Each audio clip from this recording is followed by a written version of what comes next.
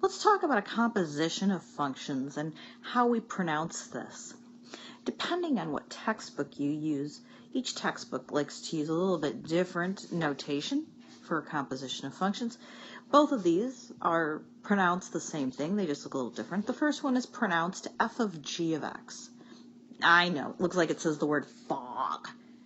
It's not fog times x, but that would be funny if it were, but it has nothing to do with math. So this is pronounced f of g of x. All a composition of functions is a substitution. It basically says substitute the second function into the first function in place of x. It's always that direction. Well, all a composition of functions is substitution. So I want you to go here for a second. Let's look at the first example up at the top. Find f of 2 if f of x is equal to x squared plus 1. Well, that's easy because all it says is plug in 2 in place of x. Okay, so you get 2 squared plus 1, which is 5. All right. Well, then after we learned how to do that, then you were given harder problems like find f of x plus 3 if f of x is x squared plus 1. Well, it's the same thing. It just says take this entire expression and plug it in for x. You may not like it, but it's exactly like the previous problem. The only difference is you're going to have to square the x plus 3 and then add a 1, and the final answer is going to have x's in it because it's just a distribution and combining like terms. So x plus 3, when you square it, is not x squared plus 9. I'm sorry, you have to do this. When you FOIL, I'm going to skip steps here. You're going to get x squared plus 6x plus 9. And if you're not sure how I got that, go back and do it the long way. You'll get the same answer as me. And then the 9 and the 1 are like terms, so I end up with x squared plus 6x plus 10. I claim to you that these two problems are the exact same problem. I know you're looking at it going, okay, I see some expressions that look the same, but the notation is different. What do you mean it's the same problem? Finding f of g of x, when f of x is x squared plus 1 and g of x is x plus 3, is the same thing as saying find f of x plus 3 when f of x is x squared plus 1. The way this works is it says take the expression for the second function and plug it into the first. So take this expression and plug it into the other one. Well, when you do that, wait a second, I got the exact same thing as I got in the previous problem. Well, I already know what the final answer is. So you already have learned how to do this. All we did was change the notation on you. So you just need to be careful about the notation. So first we work on the actual algebraic basic math, and then we'll work you into an application of this because you know in the real world nobody's going to be solving these problems. But there's something else you could run across. The direction in which the composition of functions is done is going to change the answer. So here in example 1, if f of x is x plus 2 and g of x is 4 minus x squared, f of g of x is going to produce a different final result than g of f of x because it has to do with the order in which you do your substitution. In the first one, f of g of x says plug g into f. Plug g into f. Remember, when you plug it in, you're replacing the x. And notice that I put it in parentheses. Please, for the love of all things mathematical, put them in parentheses. If you don't, the likelihood is you're probably going to screw it up. Okay. I don't have any squaring of anything because I can't actually square x because I don't know what it is. So all I'm doing is combining like terms. I get 6 minus x squared. All right, now let's go do the other direction. What happens when I plug f into g? What happens when I plug this into here? I get 4 minus x plus 2 squared. Look, it's different. In order to simplify this, first I got to square the x plus 2, and it's not x squared plus 2. It is x squared plus 4x plus 4. If you're not sure how I got that answer, remember you have to multiply it by itself and FOIL it, and once you do that, you'll get my answer. But notice I left that in parentheses, and the reason I left it in parentheses is because I'm going to have to distribute the negative before I can combine like terms. 4 and negative 4 are opposites. They cancel. You're left with negative x squared minus 4x. So the order in which you do the composition of functions changes your answer. All right, what happens if instead I gave you this problem? What if I said find f of g of negative 2? What that's telling you to do is it says plug negative 2 into g, because you always go from right to left with composition of functions. I know, you're used to going left to right on everything. This one is, you don't do that. Okay, so what happens when I plug in negative 2 into g? I get 4 minus negative 2 squared, which is 4 minus 4, because negative 2 times negative 2 is positive 4.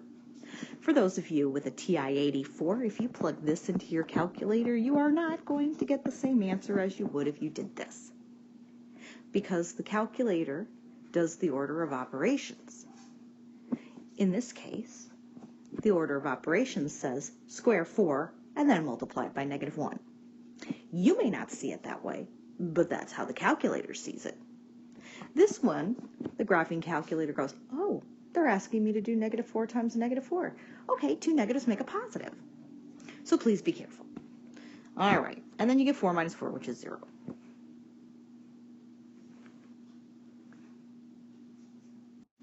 Now let's find the domain of a composition of functions.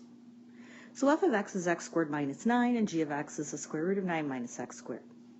This is going to work similarly to when we were finding the domain of the quotient of two functions. We need to know what the domain of each function independently is, and then we're going to find the intersection of them. So to figure out what the domain of x squared minus 9 is, here's the graph of x squared minus 9.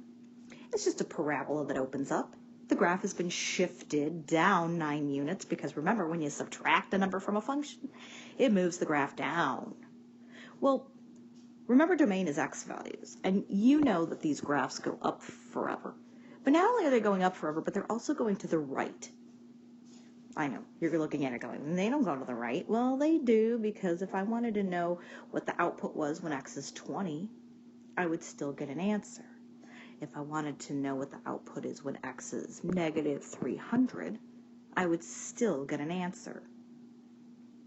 All right, so we're going to say that the domain is all real numbers. I'm going to tell you what all real numbers is in interval notation. We say it's negative infinity to positive infinity. That means forever. Now let's look for the domain of the square root of 9 minus x squared. Here's the graph of 9 minus x squared. I want you to notice that the graph goes from negative 3 to positive 3 on the x-axis. So we say that the domain is negative 3 to positive 3. This is as a compound inequality. Or in interval notation, you may have learned it like this. Okay, so now I'm going to go back here. Negative 3 to positive 3. What's going to be the intersection of those two functions? Well, on a number line, the graph of all real numbers looks like this. And then the graph of 3 to negative 3, do that. The intersection is where those two graphs overlap, so the domain of f of g of x is going to be from negative 3 to positive 3. Inclusive. That means it's going to be the ones with the inequalities that have the lines underneath. And I didn't even have to find f of g of x to figure out what the domain was going to be. All I had to do was find the domain of each function and then find the intersection. Here's an application of a composition of functions. As a matter of fact, it should be very similar to a problem that we saw in Algebra 2. You're buying a car whose price is $18,500. Which deal would result in the better price? Is it you're given a factory rebate of $2,000 followed by a dealer discount of 10%? Or is it you are given a dealer discount of 10% followed by a factory rebate of $2,000? Well, they're the direction in which you do the discounts is going to result in different values. So if you're looking at A and B going, oh, they're the same two discounts, just because they're the same two discounts does not mean at the very end they will result in the same price. That's the trick. Okay, so there are two functions going on. One of them is that you get a factory rebate of $2,000. A function that represents that is it's the price of the car minus $2,000. Because a factory rebate really means they give you money back, but in reality, it's just taking $2,000 away from the price of what you bought. The other function has to do with a 10% discount. How do you take a discount? The way discounts work is you take the original price and then you subtract from it 10% of that. Well, it turns out that x and 0.10x are like terms. Where'd you get the 0.10 from? Remember, we don't leave 10%. We change it to decimal form by either moving the decimal 2 places to the left or dividing by 1,000. X minus 0.10x is the same thing as 0.90x. So if you multiply the price by 0.90, you'll know the new price once you've taken 10% away from it. The direction in which you do the composition of functions is going to change how much you're paying for the vehicle. So, part A, if you do the rebate first and then take 10% of it, that is the same as g of f of x. How do I know it's g of f of x? Because remember I said when we do a composition of functions, we always do the function on the right first and then apply it to the one on the left. So I need to do the $2,000 taken away first, and then I'm going to take 10% of that. The second scenario, B, you're given a discount of 10%, then you take the $2,000 off. Well, that one says first you're going to do G, and then you're going to do F. All right, let's figure out which one's going to give us the better price. All right, let's go back to A here. So first we said, well, what happens if you first apply the $2,000 discount? Well, 18,500 minus 2,000 is 16,500. Then after you take the rebate, in order to find out what you get with the discount, you're going to multiply that answer by 0.9. And you find out that the answer is going to be 14,850. That's how much you pay for the vehicle. What if instead you took the 10% discount first? 18,500 times 0.9 is 16,650. And then we subtract the $2,000 and we get 14,650. Those are not the same price. Look, this one ended up being the cheaper deal. Stores do this all the time. A lot of times they have like coupons where they take a certain amount off, and they may have sales where they take 1% off. They're always going to apply the discounts in the order in which you will pay the higher amount. But you know better. You know to look at it this way to figure out which way is going to give you the cheaper value. And that's an application of a composition of functions.